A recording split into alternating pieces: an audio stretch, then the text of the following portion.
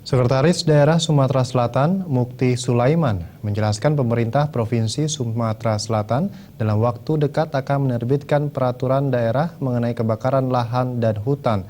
Dalam perda ini nantinya mewajibkan pengelola lahan membuat blok kanal di seluruh wilayah perkebunan di Sumatera Selatan.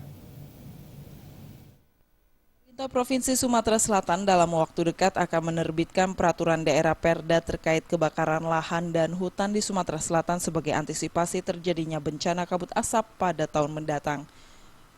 Mukti Sulaiman, Sekretaris Daerah Sumatera Selatan menyatakan perda tersebut nantinya akan mengatur adanya hak dan kewajiban dari masing-masing pihak yang mempunyai hak pengelolaan lahan di Provinsi Sumatera Selatan.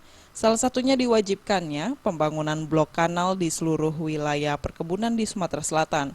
Hal ini sebagai antisipasi pada saat memasuki musim kemarau dan apabila terjadi kebakaran dapat segera dipadamkan dan tidak meluas. Karena kalau kita bicara hutan, kebakaran, ini tentu di pedesaan. Nah ini harus diatur juga di dalam perda. Nah kemudian yang selanjutnya kepada perusahaan-perusahaan yang sebetulnya sudah ada hak dan kewajiban, nanti akan kita minta itu ditindaklanjuti.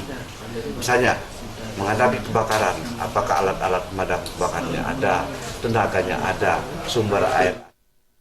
Selain itu, Sekda Sumatera Selatan juga mengatakan bahwa perusahaan perkebunan juga wajib membangun kanal pembatas, terutama di lahan gambut untuk mengantisipasi terjadinya kebakaran hutan dan lahan.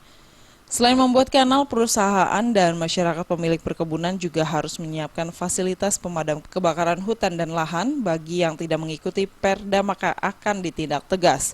Dari Palembang, Sumatera Selatan,